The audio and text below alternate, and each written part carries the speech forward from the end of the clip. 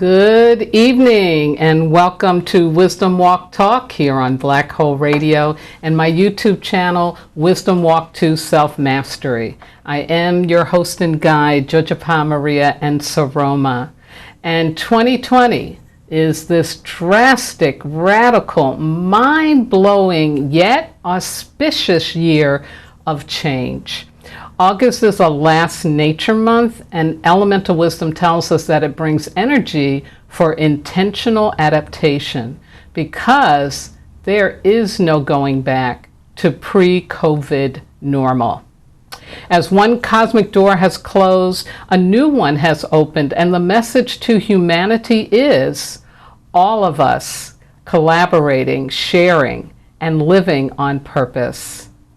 So, through 4 broadcasts and accompanying videos, I've been providing spiritual intelligence and practical wisdom to support intentional adaptation from what has been to what can now be. And tonight I continue with my final part to this theme with existing to living on purpose. But first, just a reminder, and also I'm going to scoot over a little. Yeah, that's better. When I'm broadcasting live, you can listen through your phone at this number, which is area code 563-999-3089. I will upload a video of this broadcast on Tuesday to my YouTube channel, which is Wisdom Walk to Self-Mastery. You can ask questions or share comments on my Facebook page, which is Wisdom Walk Radio, or on my website, which is www.wisdomwalktoselfmastery.com. Or if you're watching this on YouTube, you can leave comments in the comment sections below the video. But right now, I ask and invite you to sit or lay back and join me on an exploration of the inner landscape where we can connect to our souls and discover the true treasure of being human. Wow, folks, here we are coming to the final weeks of summer here in the Western Hemisphere. And on the opposite side of the world to us, they're coming to the end of their winter, like in Australia and New Zealand. This has been quite a time, quite a week of things that have been going on here in the United States. And one of the very, very sad things that has happened is the untimely and, for me, unexpected death of Chadwick Boseman. And if you don't know who he is, shame on you, but he is the actor who played the Black Panther, as well as some other iconic historical figures, Jackie Robinson and James Brown. He did keep his illness very close to his chest, very secret. Only probably people who were working closely with him knew. And it is just a tragic loss. I was just grieving since Friday when I heard about it. I was actually watching a Marvel movie at the time that my friend shared it with me. So Chadwick, what he achieved in this very short time on this planet and through the movies that he made, it's just outstanding and astonishing. And he now is becoming one of our ancestors. And so, of course, I want to welcome him in these prayers tonight. But I'm also, of course, including all the people who have died from COVID-19 since it hit this planet in the way that it did. So join me, if you will, in taking time for remembering, for honoring those who are now our ancestors.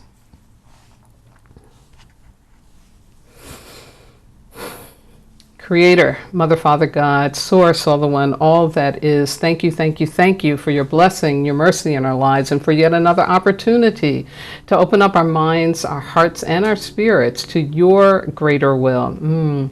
Creator, we are living in a time where so many people are leaving this planet, leaving this dimension. and moving back into the higher dimensions of the spiritual realm. And so we are going through a time of great grief, a time of grief that we can't even wrap our heads around, whether it is from an illness, a terminal illness that Chadwick Boseman had, or to the really senseless violence that has been happening toward Black people from policemen. So I'm, of course, speaking about the death of Mr. Blakeman, and just the other deaths that have happened. It's just so overwhelming. And so we're in a time where we don't know what to do. We don't know what to do. And so we're calling out to all the ancestors and to you, Creator, and to all of the sentient beings that live in the realms around us. We need your help. We need your guidance. We need your love. We need you to give us the strength we need to keep moving through this unbelievably upsetting time on our planet. And so we're calling out to you, ancestors, saying, ancestors, ancestors, ancestors, come be with us. Come take hold of us. Come inside of us. Come above us, below us, around us, surround us, and help us have the courage to withstand this great radical change we are going through. Help us to stay very, very awake and aware to the grief, to allow it to move through us, to not get stuck in it. For truly, it needs to flow so that you can be where you need to be and to be of service of us in the way that we need you to be at this time. And so once again, Creator, I thank you, I thank you, I thank you for the blessing of the ancestors and for their guidance and for their invitation to us to connect with them so that we can be stronger than we can imagine. And I ask and I thank you for all this in the name of all that is holy. I say amen. Ashe Ahoasai, Shinga Bismillah, and so it is. Ashe, Ashe. Wow. Wow, wow, what a time. Yeah. So for those of you who watch me regularly, listen to me regularly, for those of you watching on YouTube right now, you can see I have a different backdrop to me. And I am sequestering myself in a hotel room. I've been here since Saturday afternoon to do more work on some writing I started back in March. And so I'm doing a virtual writing experience with two other people, and we've been checking in every day to listen to each other, to encourage each other, and it's just been an incredible time. So shout outs to Ms. Amanda and to Freddie. Thank you for being so present and so supportive of this work. So let me jump into our elemental wisdom for the week and also the astrological forecast for you. Elementally, we are right now moving through a water week, and that was starting last Wednesday on the 26th through this Tuesday. So this Wednesday on the 2nd of September, we're leaving August, we begin a fire week. Yeah. And here's the opportunity. It's about being truthful with yourself and others. It's about calling upon the ancestors to bring you clarity when you feel confused and conflicted. Walk your talk. Live in self-referred consciousness, meaning trust your intuition and honest feelings more than the opinions, advice, or judgments of others. Allow your inner authentic self to be in charge of your life versus the image of yourself that you project out to the world. As Mr. Rogers said, people can love you exactly the way you are. And I went to sleep last night with the television on public television. And when I woke up this morning, guess who I saw? Yeah, Mr. Rogers. And this is what he was saying, was reminding the children that people can like and love you exactly the way you are. So distractions for this week coming up, starting on September the 2nd. Wow, look at that Freudian slip. Something's coming in November. But right now, the distractions are going to be maintaining the status quo. That's a distraction. Don't go along with what you think other people want you to go along with. Really tap into your inner strength and inner wisdom. Abandoning your true self in order to please others or avoid conflict. Lying to yourself and others. Yeah. And sacrificing your needs in order to belong or to be included. Don't do it. And last but not least, that fear of not being liked, loved, or accepted.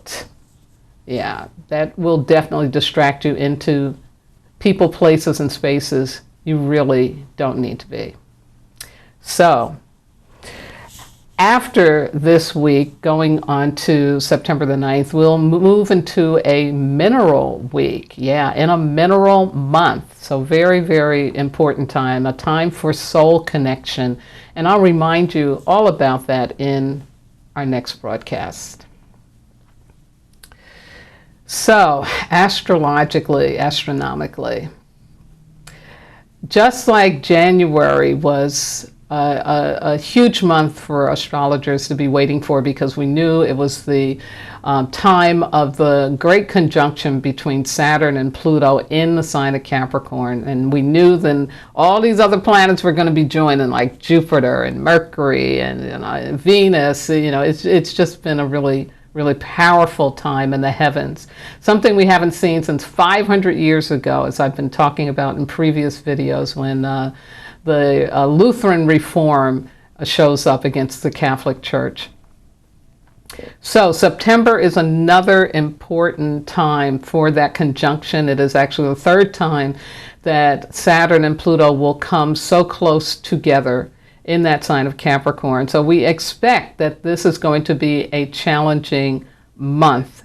But the good news is it starts off on Wednesday with a full moon in Pisces. And I think that this full moon, and it's a very powerful one, is designed to help us open up to our dreams. Pisces, and I'm a Piscean, we're all about dreaming. It's like if we get any time on our hands, we're going to be daydreaming, or we're going to be dreaming up the future. It's like we're just always trying to get out into another dimension. So I think that this week we get that energy to help us, so that when these challenges show up, that we're going to be more conscious of the fact that we can respond to them from a place of love or a place of fear, and we really get to choose. One of my favorite astrologers, Braca Goldsmith, and I will leave the link to this, to her YouTube in the description box below. But I want to just share with you what she says about this time, because she says there are 3 different signatures at play. So, in addition to this being the full moon in Pisces, it's going to conjunct with Neptune, she says, which is a very loving, compassionate, and creative energy. But there's also going to be Mercury, ruler of the sun, in Virgo, opposite to this moon, and trine to Jupiter, Saturn, and Pluto in Capricorn. Now, this is a positive aspect, she says, hopefully bringing some good news regarding COVID-19 and other issues on our planet at this time. She says it's great for communications, for finding clarity and purpose. But the challenging aspect that is going to be around is this T-square with Mars in Aries, and that's going to be square to Venus in Cancer and square to Jupiter, Saturn, and Pluto in Capricorn, right? So this is all this kind of astronomical lineup of the planets. She says this is very dissonant and can bring out all kinds of grievances, complaints, disagreements, dissatisfactions. But here's the questions for you to consider. Where would you like to spend your time? Which frequency will you choose? Where in your life do you need to break out of an old habit that is no longer working for you? And so I think that's a wonderful, wonderful way for us to see this aspect, this dissonant aspect that is coming up for most of September. Just a reminder that you get to choose. You get to choose how it is that you want to be with these challenges. Yeah. Yes, yes, yes. So my overview for what I'll be talking about tonight, I'm going to start off with that quick review of what I've talked about under this theme of intentional adaptation. And then I'm going to talk about the limits of existing, the limits of merely existing. And then the freedom of living on purpose. And then, of course, I'll end with some contemplative questions for you.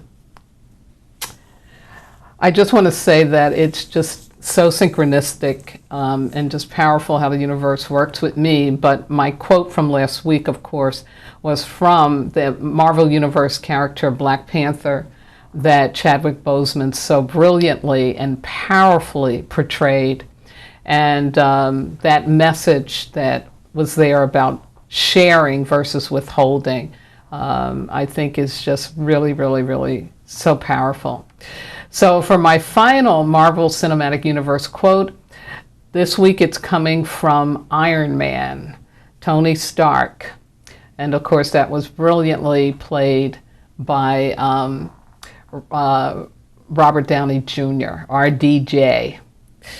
And the quote is, I had my eyes opened.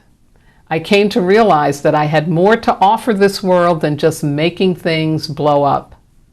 I shouldn't be alive unless it was for a reason. I'm not crazy, Pepper. I just finally know what I have to do.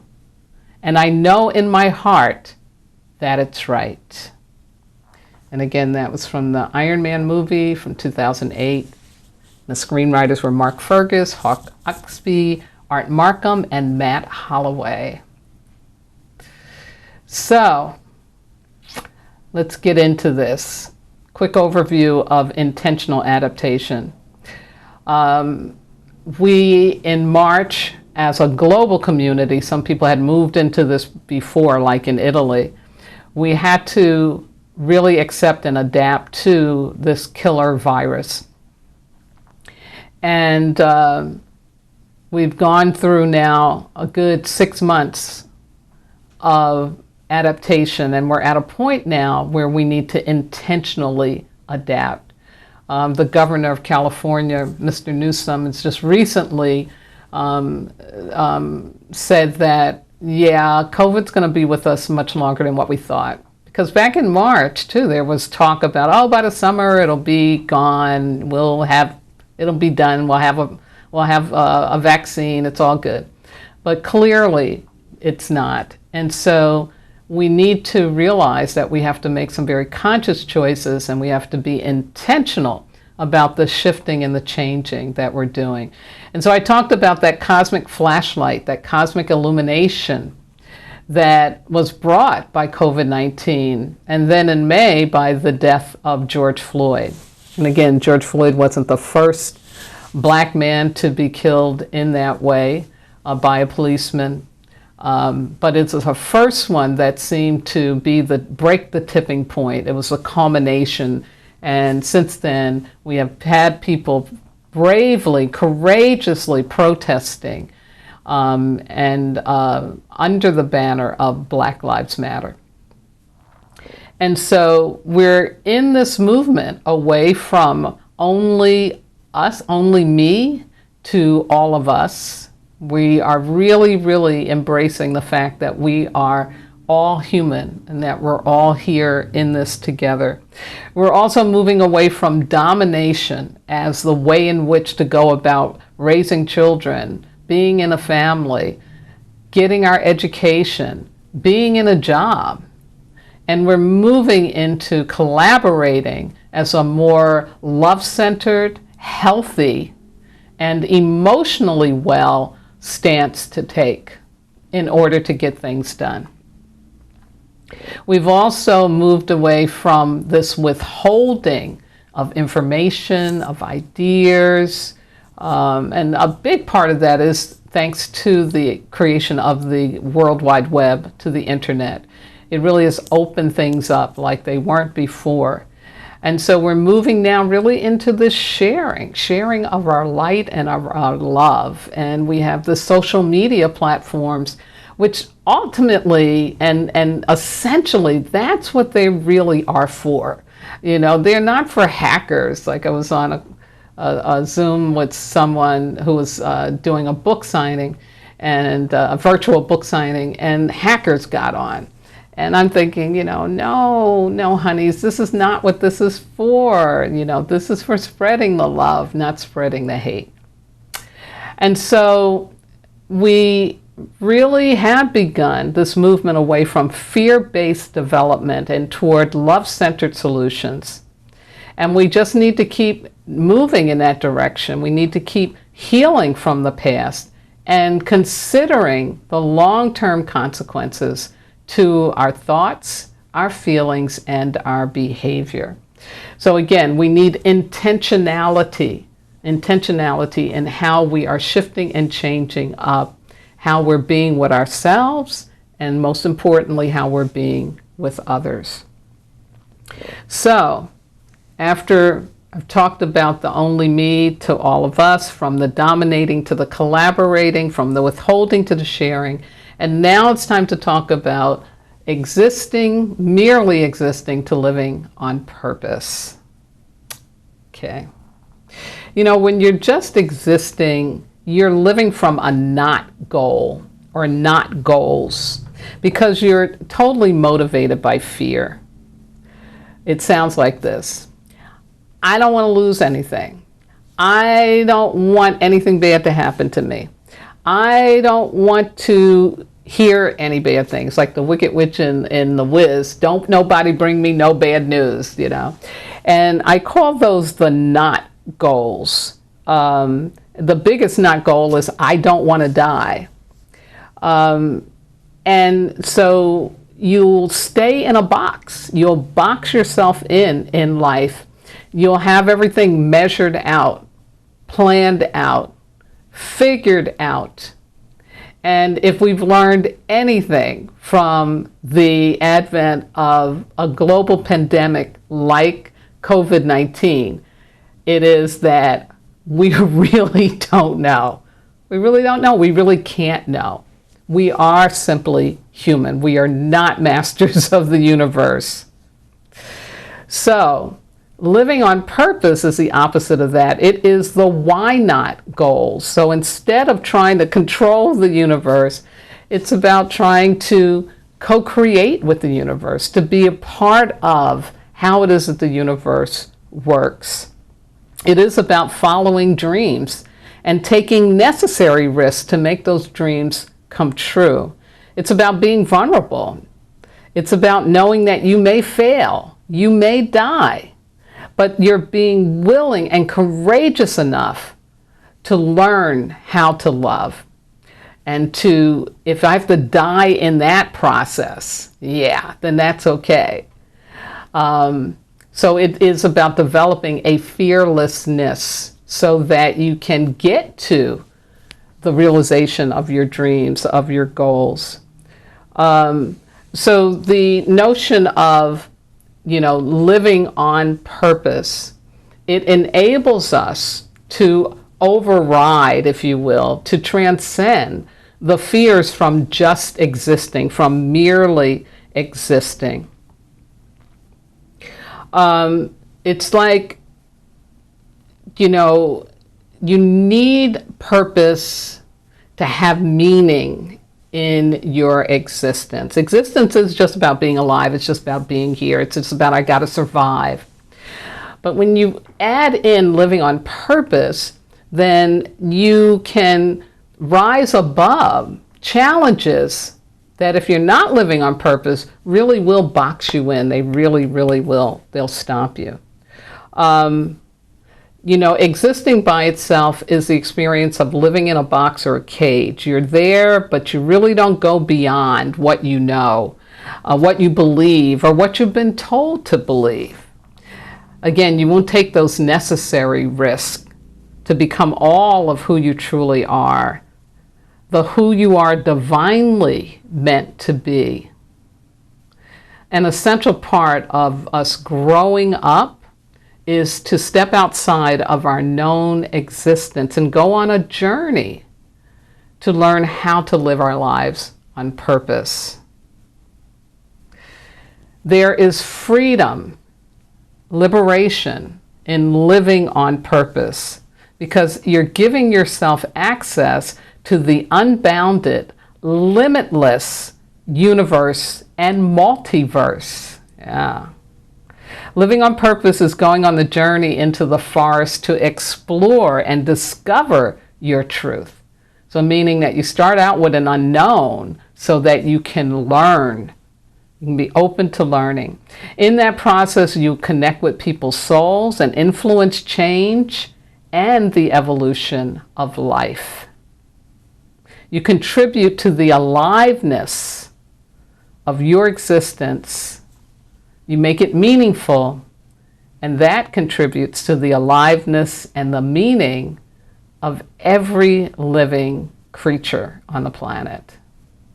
That's how important and how powerful that is. Yeah. So let me share with you the personal challenge and awareness opportunity for this theme for moving out of just existing and moving into living. And let me say this too, that being wild and crazy isn't living on purpose, okay? Because when I say existing and I say a box, it sounds like, oh, you're not doing anything daring or exciting, and and that can be, but there are people who really are living in a box where they think they're doing these very dangerous and exciting things, but you're not on purpose. So whether it is you robbing a bank, or you being a downhill racer, but if it's not linked to your purpose, it's not going to bring fulfillment. Yeah. And that's a big difference between merely existing and being on purpose, is that being on purpose gets you to fulfillment, which means that you get to know what is enough. You get to know what it is that really brings you joy and happiness and ultimately love. Yeah. So here's a contemplative exercise. Where in your life right now are you merely existing, just existing? Where in your life?